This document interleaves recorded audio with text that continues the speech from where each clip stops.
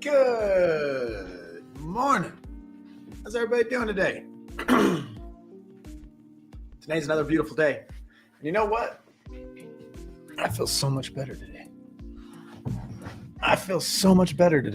The rain came, cleared out the allergies. I was able to get some sleep. I was able to breathe. It's weird, like how my life is. If I can't breathe, I can't do much. And if I'm tired, it's insane. Allergies kill me, man. Allergies take me down. That's probably what fatigues me the most during this season. So trying to maintain that in my life is tough. Because when we get tired and, halt. Hungry, angry, lonely, tired. And tired is a huge thing for me. When I start getting tired and grumpy, my mind starts, it's just harder to maintain your forward progression when it feels like it's like running. Have you seen those guys that exercise that run and they got like that little parachute on their back or they're dragging weights? That's what allergies is like for my day. But whatever. Comes and goes. Remember yesterday when I was like, man, I did not want to do this live stream. And now I look back and I'm like, well, I did it. I don't remember the exact feeling, the emotions and all that stuff, exactly what it felt like. I can't recall that exact feeling. I know they were there, but if I'd have gave up for that, I'd been upset. But I didn't give up. And here I am again.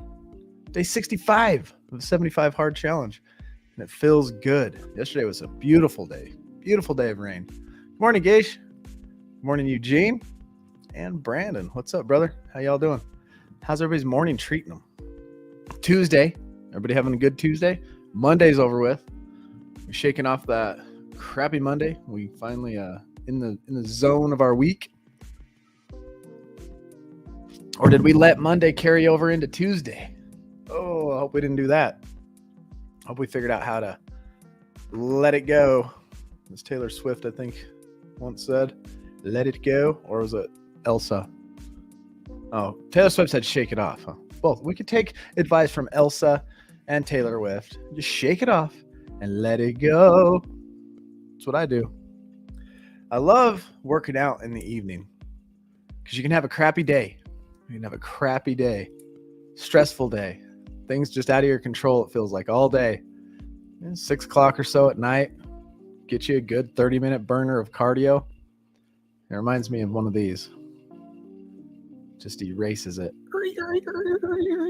And you have this whole beautiful night that just starts over. That can lead into a better day tomorrow. Today, we're going to read the Just for Today.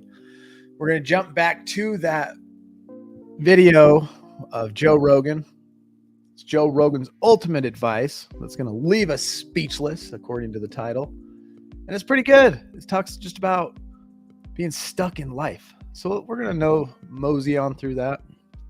I feel good today. We may go longer than 20 minutes. I don't know. We'll see. Got a lot of stuff to do today. I have a lot of busy things I got coming up. So I got everything put together. Geesh, your stuff is in the mail today. Genray, you as well. A package will be in the mail today. So that's going to happen. Then I got to fix the car. Air conditioner went out. Can't have the wife driving to work all hot. Plus, I got to go to St. George and the dang thing. I got a 10x schedule. I've been listening to this book called 10x. 10 times, just put 10 times more effort into everything you do in life. And that's what I'm trying to do. 10 more days left. That's right. That's it. 10 more days. And I love it. I love the way it's going. I love the way it feels. And I'm not going to stop. I'm not going to, okay, I'm done. I'm going to try to capitalize on everything I've learned and turn it into more quality value on the content that I produce, on the efforts I put in. I don't know how that looks yet, but it's going to happen. But this Thursday, man, I got to go up to Wellsville, which is 30 minutes north. I got to doing a little tour of a rehab up there and I think I'm telling my story or something. And then I got to turn right around and drive 5 hours to St. George, spend the night, and then I'll be on the We Do Recover podcast Friday evening, which is kind of fun. On my little business trips like this, I usually get to take one of the kids with me. The first time it was Zylan. We went to New Mexico. Second time me and Linky got to go to Montana for a peer support event. And now it's Millie's turn, and she's excited. I'm excited to go on a little road trip with my daughter. That's gonna be the highlight. That's gonna be fun. Excited for that. What a blessing. What a blessing. Turn your life around. Don't do drugs. Don't drink alcohol. Life is so much better on this side. Getting busy, setting goals, learning your own mind, achieving goals, accomplishing things in life, man. It's the way to go. If you want a happy, successful, fulfilled life, and this is just like, I'm just telling you what I've experienced and what I consider success to be. And that's waking up happy. You can wake up grumpy. You can wake up with a headache. I mean, we got the usual human elements, right? But look at it on a general, what's the most, and happiness. And you can choose to live that way. You don't have to live mediocre. You don't have to live unhappy. There are ways out of it. Taking steps, small progressions forward for a period of time will do that. It will friggin' do that. How's everybody's morning? Let me know. If you just tuned in, thanks for watching. I'm LT. This is Recovering Addict. We are a relapse prevention center here. You've done the 90 days, you've done your program, but life just doesn't seem, like, what do I do? These meetings there's got to be more. And that's what we hope to achieve here, is to try to show you that through changing lifestyle habits daily, there is more. And by doing that, you prevent relapse, because drugs and alcohol become such a thing of the past that you just don't even go there. Morning, Justin. How are you doing, brother? Everything is wonderfully well. Doing way better than I deserve. So let's jump into the Just for Today real quick, and then we'll get into Joe Rogan's podcast. Maintaining our faith. If we maintain our spiritual condition daily, we find it easier to deal with the pain and the confusion. When we first began searching for a power greater than ourselves, many of us got stuck in our old beliefs or ideas. These ranged from the fear of a punishing or vengeful God to no belief at all. Some of us felt we had done such terrible things that a loving power would never have anything to do with us. Others were convinced that the bad things that happened to us would not have occurred if a loving power had actually existed. How could God let bad things happen to good people? You know, that whole question. It took time, effort, open-mindedness, and faith to acquire a working belief in a loving higher power that would guide us through life's challenges. Even after we come to believe in a power greater than ourselves, our old ideas can come back to haunt us. Anybody experience that? That's a big yes, sir, right here. Major setbacks in our lives and the insecurities such events can trigger may give rise to the return of old, inadequate ideas about God. When this happens, we need to assure ourselves that our higher power has not abandoned us, but is waiting to help us make it through the hard times in our recovery. No matter how painful our loss may be, we will survive our setback and continue to grow if we maintain the faith our program has given us. Just for today, I have worked hard to build my faith in a loving, caring higher power that will guide me through life's challenges. Today, I will trust that higher power. It's a spiritual program, whether you like it or not. We are beings of basically three parts: mind, body, and spirit. And if we don't nurture and care for all three, just the puzzle doesn't fit. It just doesn't work. And a lot of us have lived life like that. Now we could sit and whine and cry and complain, or we could try this stuff everybody keeps suggesting. AA and NA groups and your sponsor and counselors and therapists and the plethora of stuff you can find on the internet that talks about how to change. And then put it into practice and then actually try it. Or just say one day, or I'm getting ready to. Don't get ready to, just start doing it. Just pull the trigger, find a little goal, set your goal, and make it happen. But I need to get completely prepared first. I don't have my stuff set up right. I don't have my lists in order. Figure it out as you go and just start making it happen. That's the way it's going to happen. Otherwise, all we do is just sit and go one day, Just like I used to say when I was an alcoholic. Felice's like, you ever going to quit? Like, quit drinking? I'm like, yeah, one day, but not today. That was my mindset. One day, not today. And that's kind of how we get with our goals. It's just time to get into it. Time to get into it. All right, this is what Joe Rogan was talking about. The weight of life and struggle. I'm working in a shitty job. I don't like what I'm doing, but I have some ideas. I need to feed those ideas. And I need to feed them and water them, and I need to set aside a certain amount of time every day to just try to make those things happen. You can do that. Everyone has a different personality. They have different interests, different things that they would be really satisfied pursuing. That's not encouraged. What's encouraged is go find a job. What's encouraged is go find some place that you can shove yourself into. Go find a square hole that you can stick your round peg and just jam it in there and shave down the top and the bottom so you slide in with all this extra space on the sides and feel like for the rest of your life, because you need a job, because you're in debt, because you have credit cards, because you have student loans, because that's what everybody does. And so you do it too. That's what's wrong. I was thinking about that yesterday on my bike ride because something didn't sit right with me in my early 20s, maybe even late teens. I might have been 19, 20, somewhere around in there. And I'm hanging out with this little bit of an older crowd. You know, they're 24, 25. And we went to my buddy's house. We're like, hey, where's our buddy? You know, and his dad was sitting there in his shop welding or digging into some engine or some type of thing. And he sat back and he said to us, he's at work. He's got $1,000 in bills every month that he needs to pay for. And the way the guy said it, and I'm not dissing him, I'm just telling you what I experienced at my early age when I knew nothing because I was on my own since I was 15, just life coming at me trying to figure it out. And he said that, and everybody was like, you know, he's like, oh, he's got $1,000 a month of bills now he's got to pay. He's at work. You know, he's a welder. He's doing something. He had a job paying his bills, you know. And he said it like it was a badge of honor. Like, my son's out there at the job paying his bills. And all the other, we were kind of rednecky group I was hanging out with. Yeah, jerking transmissions and dirky-dur, you know. And they all said it like it was something like, yeah, that's life. Yeah, that's what we're all working for, you know. And for some reason, that just didn't sit right with me. Nothing crazy happened. Nothing profound happened after that. But I'm looking back at it and I'm like, why did that not sit right with me? This is like 23 years ago, 24 years ago, you know, and I'm pondering this moment that has like seared itself in my mind because it just didn't feel right. It just didn't sit right with me. I'm like, what about it didn't sit right?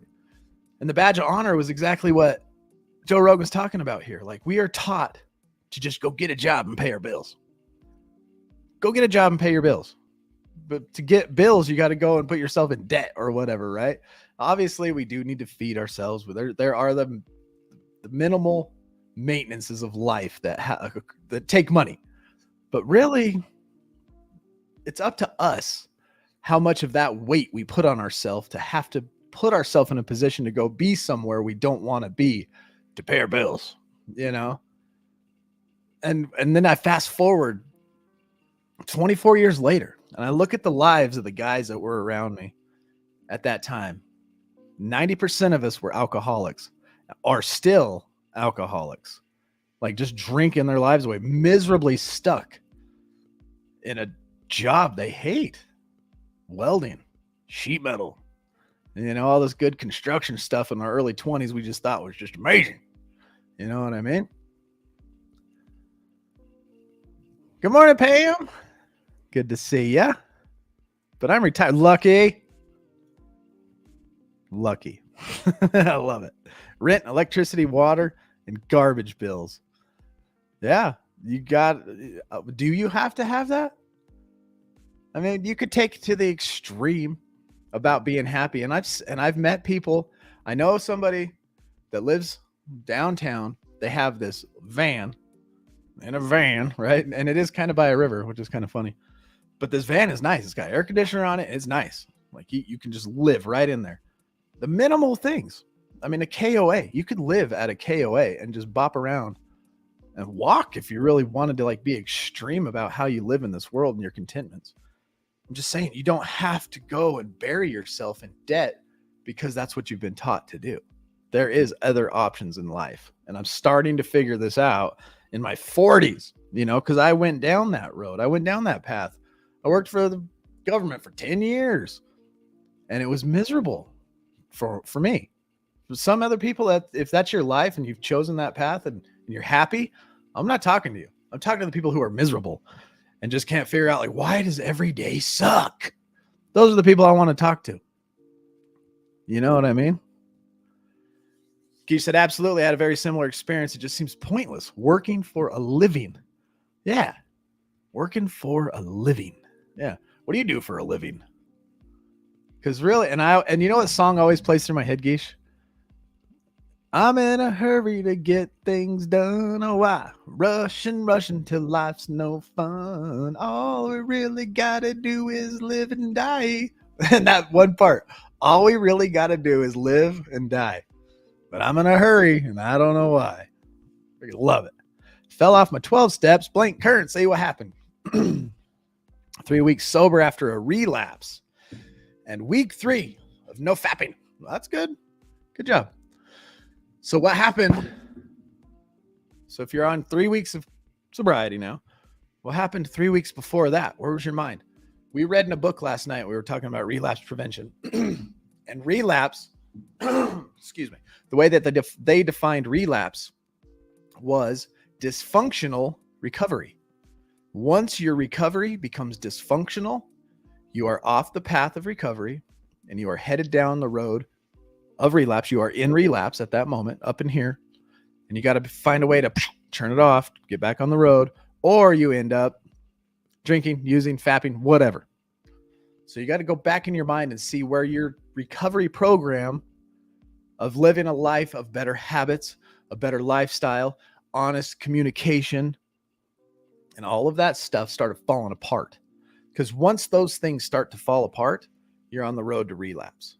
You got to stay true to your honest habits and goals of what you want to achieve. You got to stay true to being open and honest in your conversations and your dealings with people and your everything around you, and continue to do what's gotten you there, you know, and keep leveling that up.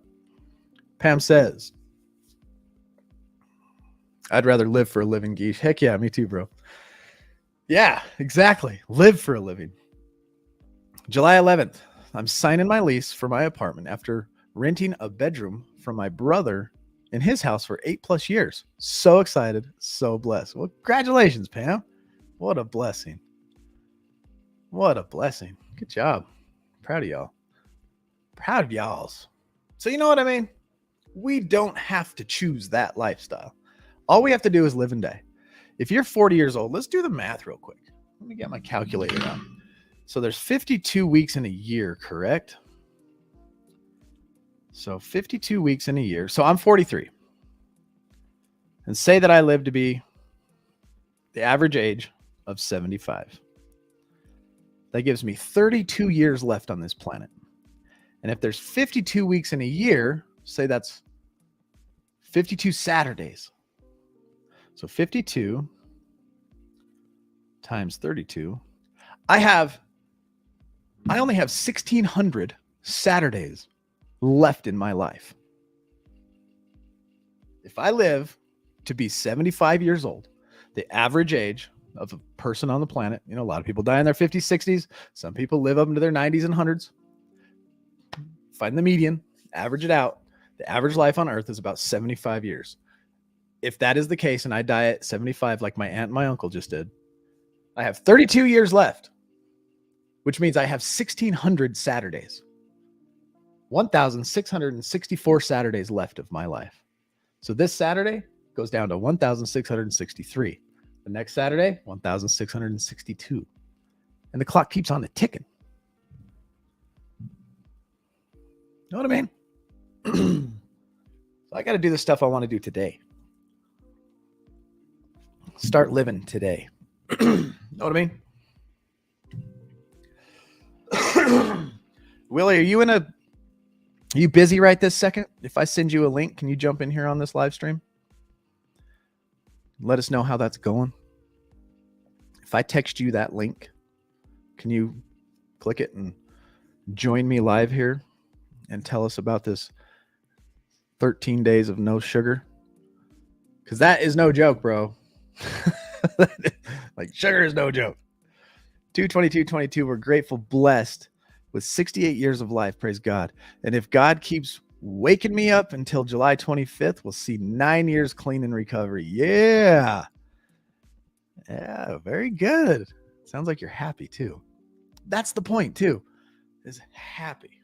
Not today, but I can tomorrow. Okay, cool. No worries, brother. Anytime you want to jump on here and you got something to say, just say, send me a link, LT. I got something to talk about. And I'll just shoot that to you. Just like a Zoom meeting, pop in live here and chit chat.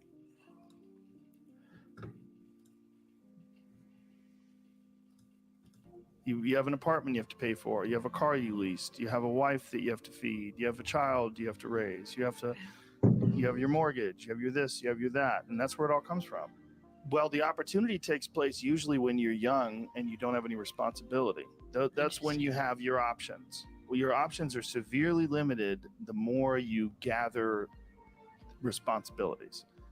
Like if I had to, as a 51-year-old father of 3, married man, pays taxes, has a house and a mortgage and a business and all that jazz. If I had to quit everything now and struggle the way I struggled as a stand-up comedian, it would never work. But the only way I could be this person now is if I took that chance when I was 21, when I was dead broke and had my cars repossessed and all that stuff.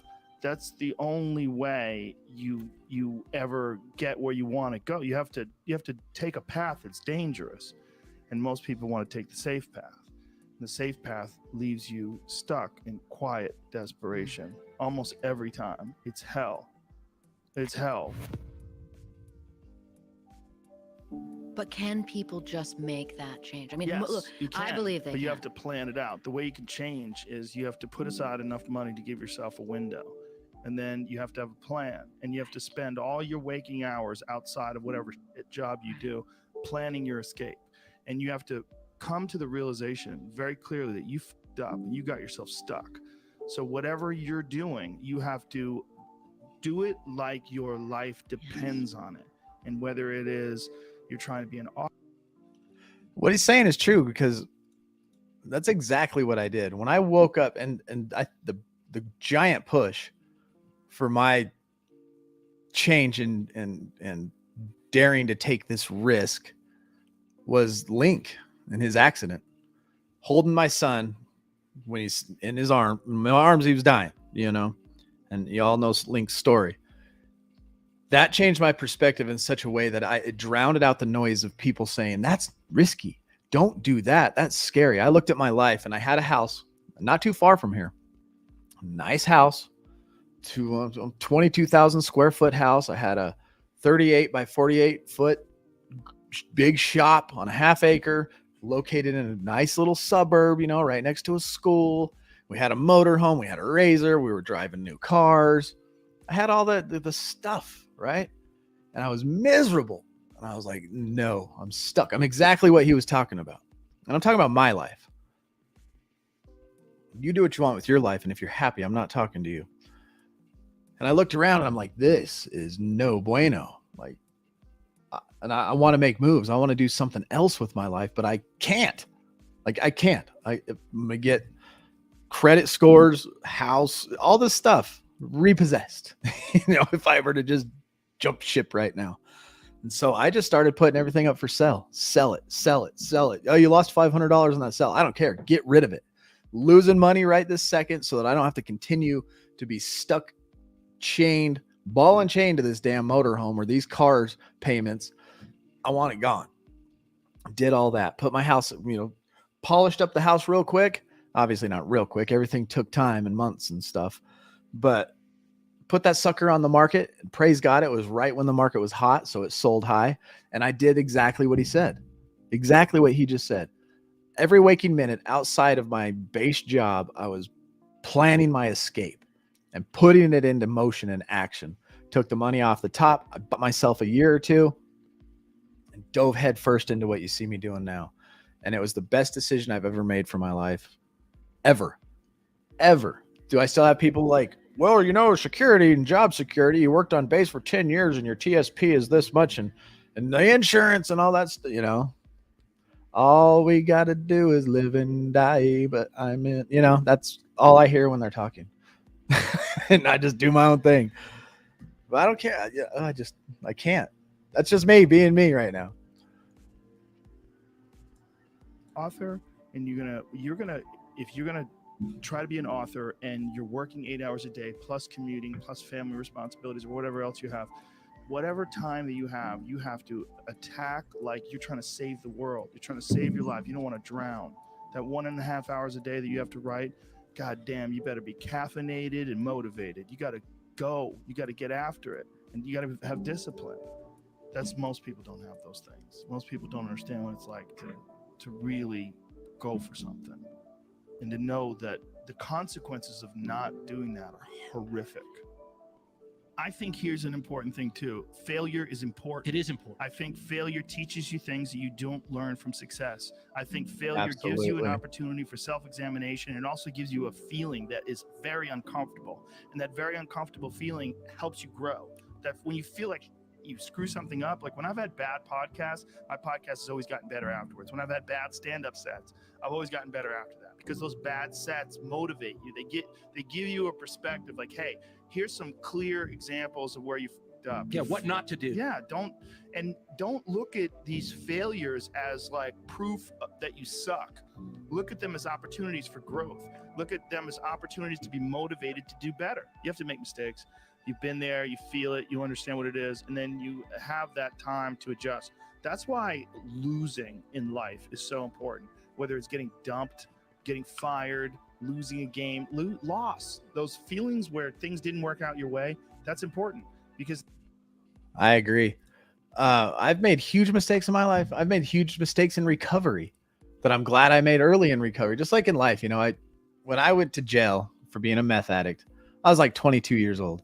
I left the house when I was 15, partied, drank, criminal mischief, party stuff. Ended up getting a felony in my early 20s, went to jail for a year. All that happened before I had a wife, kids, a job, all that stuff, right? So I screwed up early enough to not let that happen again. And I've done the same thing throughout my recovery, learning the hard lessons. The first one was relapsing at 47 days in, thinking I knew everything, going back into denial. Oh, step one ain't got... I'm not powerless. Are you kidding me? Do you know who I am? I work on base. I've climbed out of ditches before, arrogant. And these losses are good. Embrace them, learn them. But the thing is, you got to put yourself in a position that a loss or a mistake or a failure can actually happen.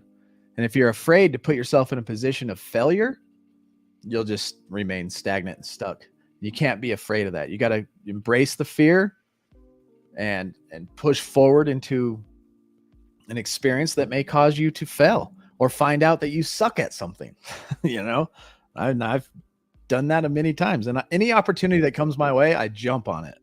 And if it's to be, it'll come to fruition. If it's not, it won't. Or it's going to be a lesson that I'm either find out I like it and I'm good at it, or a lesson that, nope, you failed and you suck at this. And so I embrace it no matter what now. And it's just like this 75 hard challenge that I'm on. Every day that I wake up and go live, every day that I hit record on my camera and capture all this footage and then edit it at night, I've learned something along the way. And what I've learned is that if I keep doing it, the struggle inside to not want to do it, to not be disciplined, starts to diminish. When I get on I'm going to go out here and exercise right after this again for my 2 exercises a day. At the beginning, it was like, can I push it off? Can I wait a little longer? Can I just go get a nap in real quick? Am I even ready? Now, those types of negative talk that talks me out of doing what's disciplined and what my goal is quiet now. It barely even has a noise as I press it. Do I feel it in my body? Yeah. When I think about, in 45 minutes, my heart rate's going to be about 150 and I'm going to be completely out of breath and sweating. My body's like, oh, are you serious? Let's just be comfortable, because that moment is uncomfortable, but really that moment's not uncomfortable. But that noise and that negative talk is starting to be so quiet that I just march through, and it's barely a drag on my back. Like I said before, running with that parachute on your back or dragging a weight of that negative thought process to get to the point of my disciplined daily habits is becoming quiet and is less pulling me in the opposite direction. It's keeping me rocking, and I love it. And the same thing when you try new opportunities, or you put yourself in a position to fail, or you become the new person in the room that knows the least because you're learning something new. That's a scary situation too. And I take it with open arms, and I praise God for everything that's happened in my life that's led me up to this point. Because if I was still in the same mindset in my early 20s and even my 30s, man, it would just be so depressing without growth. And I want to continue to grow all the way through my next 1,664 Saturdays I have left on earth. I only got 1,600 Saturdays left, y'all, if I live to be 75. And if let's say you're 50. You got 25 years, so you do 25 times 52. If you're 50 years old, you have 1,300 Saturdays left in your life. Don't waste them. Don't waste your life. Don't waste your life on being afraid. That's what I'm feeling today. You know what I'm saying? Blank Currency says, yeah, hard kicked sugar and coffee. Just do green tea now. And my rowing machine helps a ton. Oh, dude, rowing's cool. You have a great, blessed day. I have things to do. Pam, good night. I'm used to doing this at night. Have a good day, Pam. Thanks for being here. Thank you so much. God bless you too. So let's check in on our 30-dayers. Our 30-dayers. How's this challenge going for you, Geesh, Jen Ray, everybody that's involved? This one, share. Go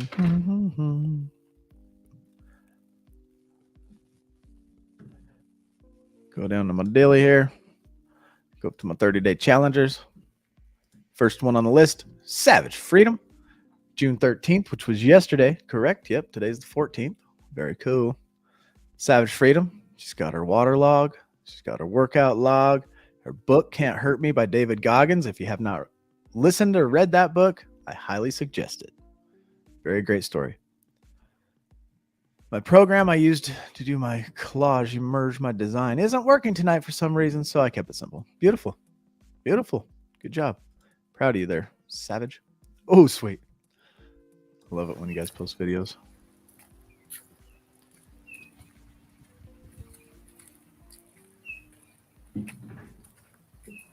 Yeah. Air-conditioned shoes, man. That's nice. Oh, yeah. That keeps the feet cool. I love it. Very cool. Beautiful. Look at those beautiful leading lines. I love it. Good job, Geesh. Guzzling water. How do you feel like with water, bro? Have you noticed a difference in the way water makes you feel now that you've been a little bit on a regular habit of drinking water? I notice that if I don't drink water and my workout has like the way that I sweat even is completely different. And I like to, if you flop sweat like during a workout, that's good. That's healthy. What's that? Good job. Lots of reading, IOP stuff. Good job, man. Growing. Journaling. Steps. Man, that does. Dude, you're about 5 times more steps than me during the day. No doubt. 5 times. Jen Ray. She's got her water. She's got her journaling. Where's the, oh, that's today. Morning yogas. Good job. Oh, she's already posting this morning. Grateful. June 14th, 2022. Freedom. Freedom. What a great thing. Renee. Guzzling water. Beautiful pictures from Australia. I love it. Out there on a night walk. Night walk for you, day walk for me. Oh, look at that. That is like sophisticated and smart looking. Nice picture. Forgot to log water. More after dinner water. It's okay. Just keep chugging it. You don't have to log it if you don't want to, but if you want to, log it. Hello, Miss Happiness. I like her name too. Currently on my morning walk. It's a good day to have a good day. I like that saying. Halfway through her gallon. Very cool. Living clean and journaling. So we got 1, 2, 3, 4, 5 people left in our little challenge here. I wish more people would join, but it's the 80-20 rule, right? And then even out of that 80-20, only 20 kind of thing. I wish people could, great. I wish I could like here, feel it for a day, like how it feels to accomplish goals and to change these things in your life. But we can't make people. We can just show and tell, and at the end of the day, it's up to that person. What helped me was also investing in stocks and crypto. Need to be alive to see them gains. Heck yeah, dude, that's stuff that's fun to learn. I like cryptocurrency, blank currency. If you want, I have an NFT. I have my very own NFTs. I got 3 of them. I got a gold, silver, and a. If you want one, I'll send you one. Just send me your crypto wallet address and I'll shoot you one. It'd be kind of cool. Know what I mean? It's a great day to have a great day, y'all. So I hope y'all are going to have one. Make it happen. Make it happen. It's funny. I always tell my son that. He's like, I'm going to go do this and that. I'm like, make it happen. Make it happen. Make it happen. I always say make it happen. And finally, him and his friends wanted to go camping, and they just him-haw. Everybody just him-haws around a lot of times in life. It's like, oh yeah, ideas, but no action. And my son finally said, you know what? I'm just going to make it happen. And so he made this camping trip happen. And I was like, you get it now. Make it happen. He's like, yeah, I get it now. Well, he says, I'm in it with y'all. Posting is probably the least important for me, so just believe in me. I'm with y'all. Absolutely, bro. We know you're there. We feel you. We feel your sugar rush is going away. Love it. Yeah, seems normal now. Oh, I flop sweat daily. It's good, huh? Very good.